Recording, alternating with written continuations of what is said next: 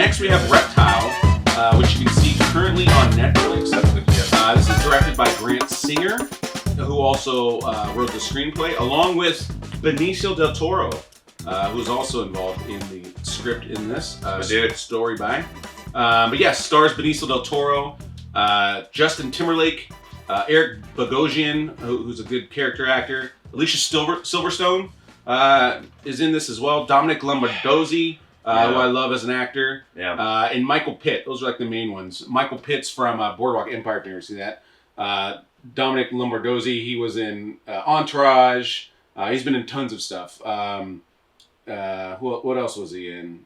And Eric Bogosian, we've seen him in Billions. I mean, this is a very heavily casted, well-casted feature. I want to hear your thoughts about this because I have thoughts. Yeah, I got some great thoughts on this one. So first off, I highly recommend this. Again, I always tend to lean more on favorable opinions on streamer films because, again, in this world we live in, to me it's like free candy. It's like you're already paying for a service. So if you can give me something adequate that I don't feel like I'm wasting my time, I'm in. But let me tell you, what I liked about this film, and again, I'm full transparency here. Again, part of the reasons why I'm not a huge fan of streaming films is because you can get easily distracted. But in this film, I find myself pretty glued in and pretty locked in. Once after a certain part of the movie, you're just like, okay, where is this going? Where is this going? And, this movie does a good job of hinting at certain things and other things and really kind of keeping you on your toes in terms of, because it's a murder investigation, right? So this is your classic kind of whodunit type of a movie. And, I think this is where a character, or excuse me, an actor like Benicio Del Toro, I think this is a movie where he shines because he is like a mad poker player when it comes to being on screen. Like he internalizes so much. And this is one of the things I really liked about how this film was both edited and shot is sometimes people spoon feed you emotions and tell you, hey, you should feel this way. You should feel this way. In this film, what I like, I'll let you jump in here. What in this film I liked is they really kind of, sometimes they just had a shot and it would just be like a Benicio Del Toro and he's thinking, but you don't know what he's thinking. And you're just like, wait, what am I supposed to feel about this? Is it this? Is it that? And I love films that do that because it kind of tortures you a little bit. And you start questioning your own thought process and logic. Like, wait, does that mean this? Does that mean this? And it just really adds to the right. Now, I think a novice film watcher would call this movie a slow burn. Right. And I don't agree with that. And I agree with you. Yeah. I think that the slow moments in this movie were absolutely intentional and were so well executed. And Benicio Del Toro, this guy comes in and he always does really amazing work. This reminds me of his role in Sicario, but more intimate. Yes! It's not as... That's exactly what I was thinking. He has the same sort of demeanor where I'm not going to give you anything, but I can kill you at any time in Sicario. Yeah. Usual Suspects, he's just this guy that you don't understand who's also a killer who can kill you at any moment.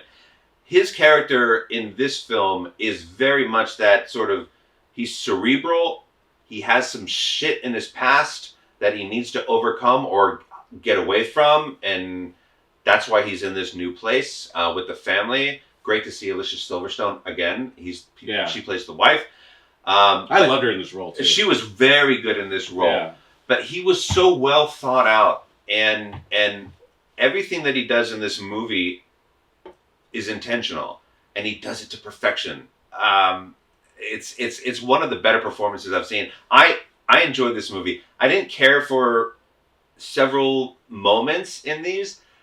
Justin Timberlake did fine. I think his character, you could have put any actor in that role and it would have been just as fine. I think it's a good role for his resume, if that makes sense. This is not... I agree with you. It's the role itself could be anybody, but I think add to the fact that it is Justin Timberlake, I think adds to it Helps because him because it. Look, I just did this film with Benicia Del Toro and it crushed. But this is his most. This is the most different role he's ever done, and you know he really got to test his acting skills, and he did well. I Yeah. mean, if this was a test, I would have given him a B. You know, he would have passed the test with flying colors, and he would have done well. I thought he acted appropriately when he was supposed to act that way, which is weird to say out loud, but he did good. I know what you're saying. He didn't overact. He didn't underact. Yes, he wasn't goofy like you see him like on Fallon or you see him on Saturday Night Live. It was a reserved role. It was a very reserved, and he played the part to perfection. Yeah. And even the side characters, like I said, Eric Bogosian from Billions, who is the one who gets MS. Yeah. And even Domenick Lombardozzi is amazing. Michael Pitt is one of these guys that I remember seeing early on when I was younger in, I don't know, like one of those teen movies that you see when you're growing up as a kid. And I'm 46, so this was probably 100 years ago. 46. But he is one of these actors that continuously just appears in a movie and is completely transformed from the last time that you've seen him. And in this movie, Michael Pitt really does. I didn't even recognize him at first, and he performs on a level. And there's so much misdirection in this movie on every level, and you just need to stay focused on Benicio Del Toro. Yeah. Stay focused on him and watch his journey, and you may guess the ending, but what a journey. I recommend this movie highly. I would go see it 100%, especially it's on Netflix. Everyone has Netflix. Yeah, absolutely. There's no excuse. You go and see this And movie. you made another good point, too. There's a lot of misdirection. This is a very...